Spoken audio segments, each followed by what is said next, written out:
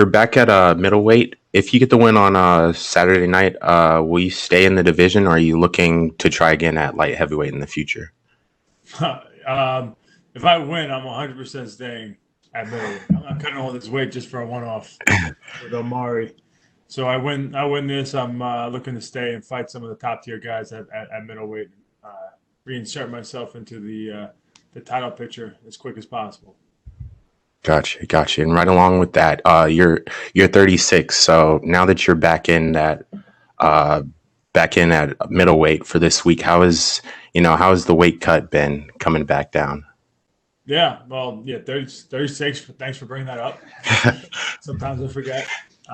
But yeah, the weight cut has actually been very tough getting to the point of like fight week, trying to get my weight to where I'd like it to be.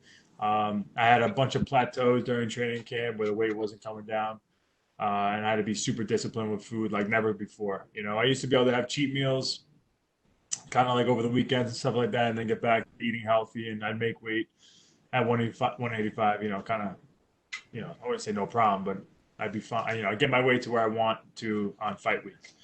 This time there was definitely some plateaus and there was no cheat meals. It was very, very disciplined eating and training habits. All right. But I So will say, as far as getting into fight week, my weight is exactly where I want it to be. As far as cutting the water weight out, so I'm in a good spot. Gotcha. So you had your bout against Jack Hermanson canceled earlier this year because of the pandemic, and I know that New York has had some pretty heavy restrictions in place. So how has your training been affected, if at all? Yeah, well, New York still doesn't. They haven't even given us a timeline to where we could have gyms open yet. So it's kind of crazy out there. I did get a bunch of training in New York, but I ended up going out to South Carolina, training at Upstate Karate with Wonder Boy and then his team because they haven't been closed down. And I was able to get like a legitimate camp in, and it was actually good. Being away from the family and just kind of focused on training, not as many distractions. It was a good, nice uh, focus camp. Awesome. Appreciate your time, Chris. That's all for me. All right, thank you. We'll go next to Gustavo Faldal with ESPN Brazil. Your line is open. Chris, Hey, first of all, I'm good, thank you. Hope you're doing fine as well. I am. What's the mindset to get back to winning in the UFC? Um, the mindset is just to focus. Just have good preparation to where I have confidence in myself and believe I did everything right, and then go out there and do what I know I can do.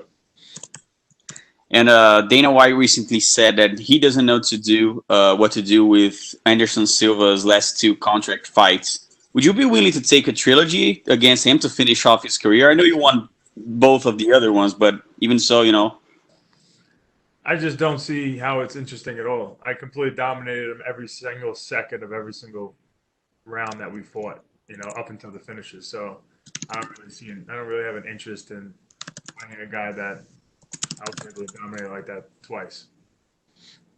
and are you still looking for a fight against John Jones? Well, coming off a loss at 205 and a bunch of losses at 85, right now I am not looking for a fight with John Jones. At some point in the future, I'd love to have that, but I gotta make my mark back at 85 again and get on a winning streak here first before I start talking like that. And the last one from my part, do you still think about the belt? Do you know what you got to do to get back in that belt conversation at middleweight?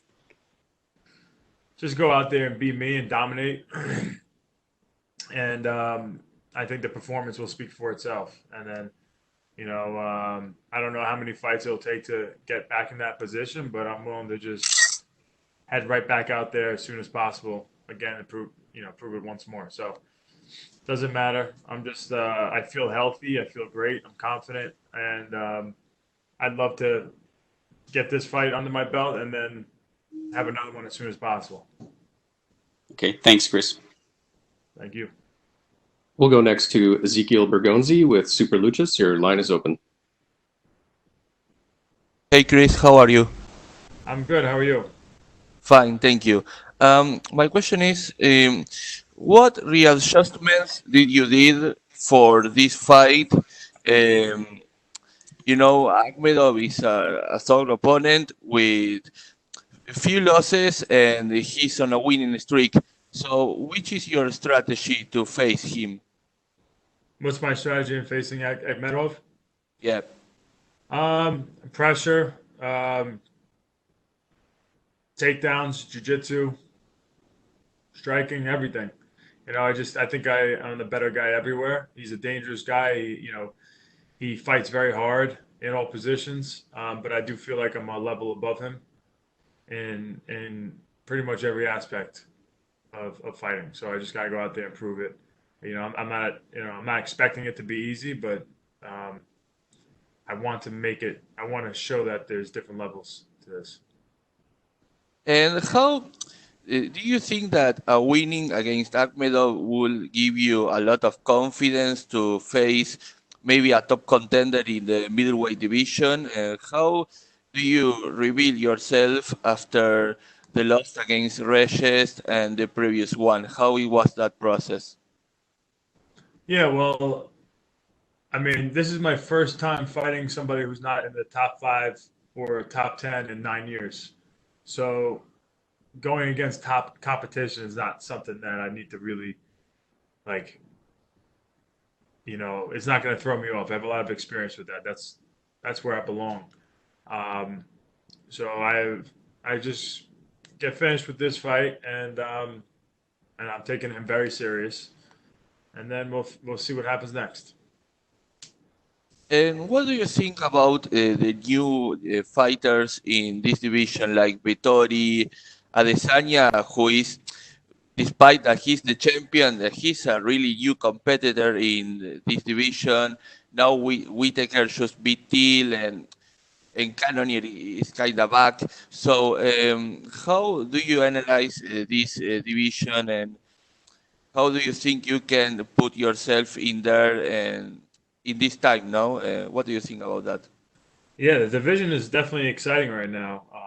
And I think my fight will speak for itself and put myself, it'll put me right in the mix, of all that pretty quickly. So Thank you, and good luck on Saturday. thank you. We'll go next to Alistair Bishop. Your line is open. Chris, how are you, sir? I'm good. How are you? Fantastic, thank you. Chris, I just wanted to touch on, you mentioned plateauing through your way through through your training camp. What do you attribute that to? Do you think just the miles on the body is just getting a bit harder to get that weight down? I think, my last time making 85 was 2018. So I had a couple years of just not really having to keep my body weight that low, and my body's not as accustomed to getting down quick like it was in the past. So I think that coupled with getting a little older, I think probably slowed it down a little bit as like, how much fat you can get off and how quickly it takes. Okay. At this point in your career, obviously, I think it's 1 in 5. Do you feel like your back's against the cage at the moment? Yeah, I do feel like that. I feel like that all the time, I'm 1 in 5 in my last 6 fights, which is something that everybody wants me to say. So there you go. But it's all fights I was right in there with, and they're all top 5 guys in the world. And there's no shame in that, and they're all guys that I was doing really well against up until the time of loss. And other than the Reyes fight, that was, he got me. He kind of got me early, so I wasn't able to get as much out of that spot as I'd like to. But that's kind of sometimes how mixed martial arts works. So I just know what my potential is, and I did everything right in training, and I'm just going to go out there and put it on the line, and we'll see what happens. Do you think this sort of matchup stylistically gives you a good opportunity to show your grappling prowess and really just show off your talent? Yeah, I think so. I think this fight's a great fight for me to showcase my skills. Not taking anything away from Omari, but I think against any of the guys um, that I fought and I'm going to be fighting, I have that opportunity. But I just really trained really well for this fight and sacrificed a lot, and I feel better than ever. Without looking past Amari, obviously, if you could pick up a win on Saturday, where would you see yourself in the division?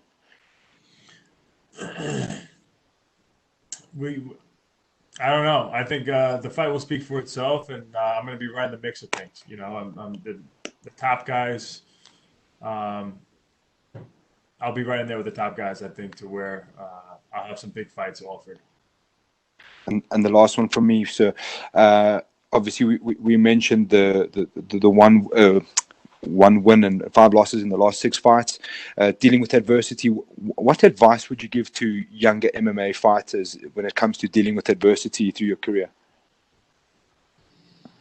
You know, don't let the critics and the doubters and the haters get to you. At the end of the day, it's not always the best fighter that wins, the overall best fighter that wins that night. It's the fighter that was better that night, you know, and that doesn't change your potential and how good you are.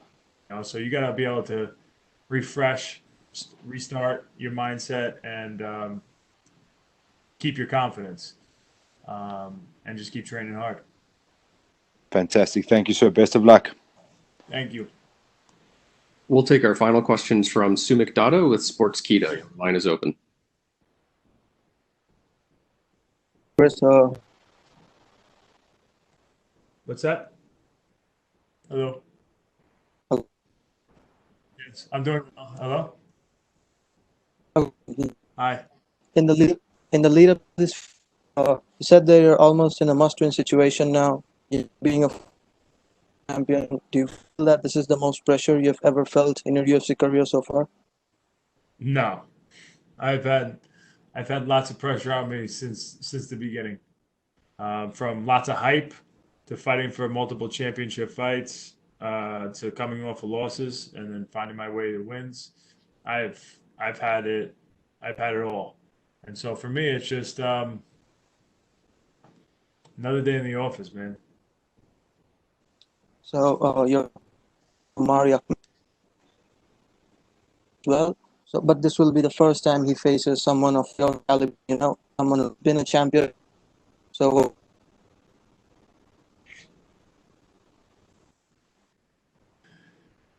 He's a tough guy. He fights hard. He's scrappy. He's he brings it. You know, he definitely he gets tired. He doesn't have he's not severely decorated in any areas, but he brings the fight. but so is there a future for Chris Weidman in 205, or will you be focusing on middleweight division? Or I'm gonna be focusing on the middleweight division moving forward. Even though I gotta cut some more weight, I like that. I like eating healthy and training extra hard to keep my weight down. It kind of makes me feel like I'm more ready for a fight. So I see myself staying down here.